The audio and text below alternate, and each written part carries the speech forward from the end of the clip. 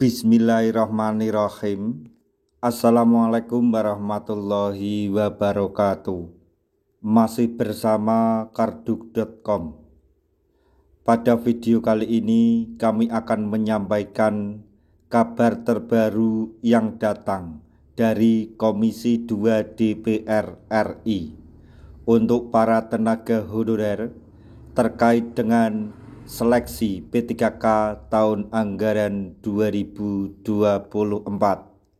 yaitu polemik seleksi P3K DPR RI dorong kebijakan yang utamakan tenaga honorer dengan kategori ini untuk bisa menjadi P3K penuh waktu.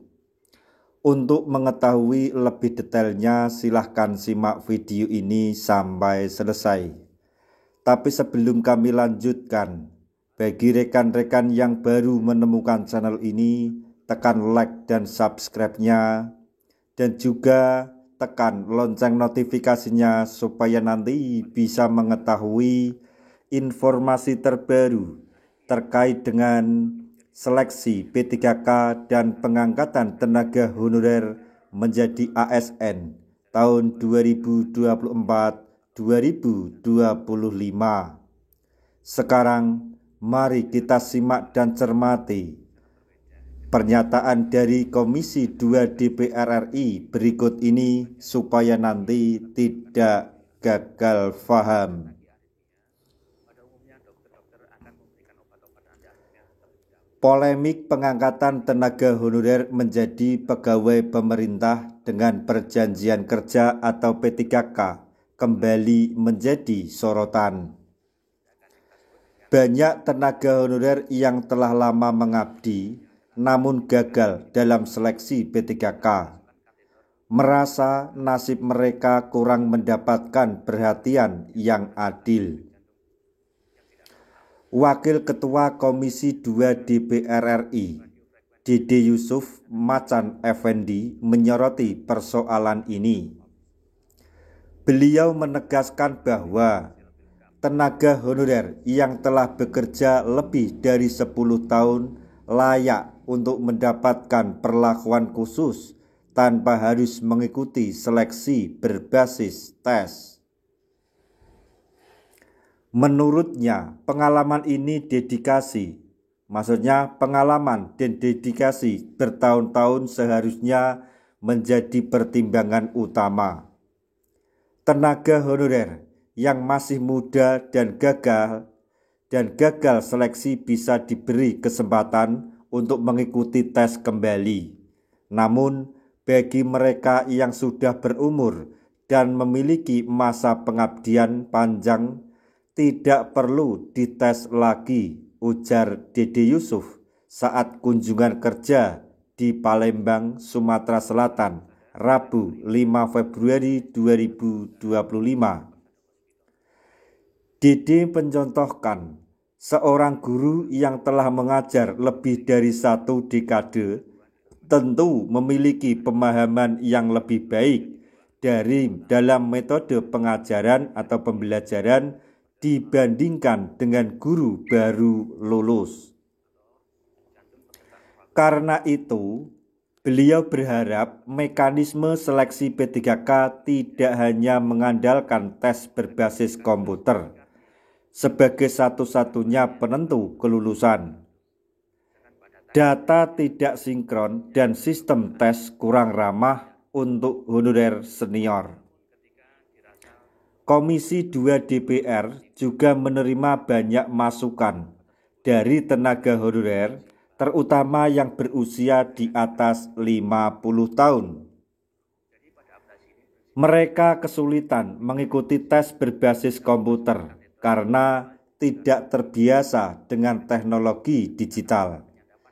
Akibatnya, banyak dari mereka gagal seleksi meski memiliki rekam jejak kerja yang baik.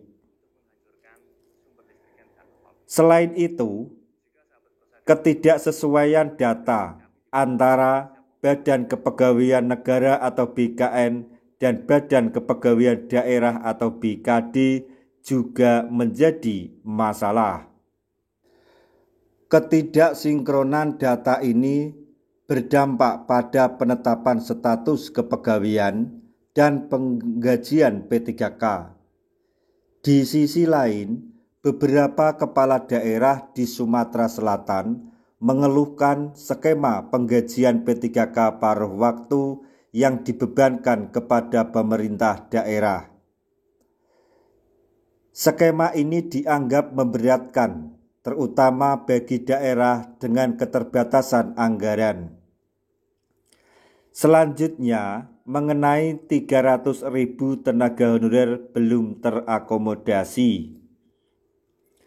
Menurut Dede Yusuf, selaku Wakil Ketua Komisi 2 DPR RI, dari total 1,7 juta tenaga honorer yang terdata, sekitar 1,4 juta telah diangkat menjadi P3K, sementara 300.000 lainnya belum terakomodasi.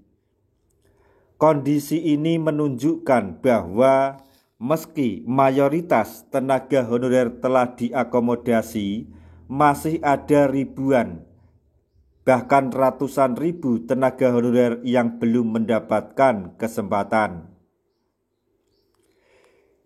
Dede juga mengungkapkan bahwa jumlah tenaga honorer terus bertambah setiap tahun, termasuk dari mereka yang sebelumnya belum terdata. Inilah yang membuat persoalan menjadi lebih kompleks, jelas beliau. Selanjutnya, mengenai komitmen DPR untuk mengawal kebijakan yang lebih adil. DPR RI berjanji akan terus mengawal permasalahan ini dengan membahas bersama pemerintah pusat, termasuk Kementerian Dalam Negeri atau Kemendagri, Badan Kepegawaian Negara atau BKN, dan instansi terkait lainnya. Kami akan sampaikan dan bahas seluruh permasalahan ini agar kebiasaan seleksi atau kebijakan seleksi P3K lebih berpihak kepada tenaga honorer yang telah lama mengabdi, tegas Dede Yusuf. Beliau berharap ke depan mekanisme seleksi P3K dapat lebih inklusif dan adil, serta memperhitungkan pengalaman kerja tenaga honorer senior. Dengan begitu, para honorer yang telah berkontribusi selama bertahun-tahun dapat memperoleh penghargaan yang layak atas pengabdiannya. Nah, demikian tadi informasi yang dapat kami sampaikan. Informasi terbaru yang datang dari Komisi 2 DPR RI terkait dengan seleksi P3K dan pengangkatan tenaga honorer menjadi ASN.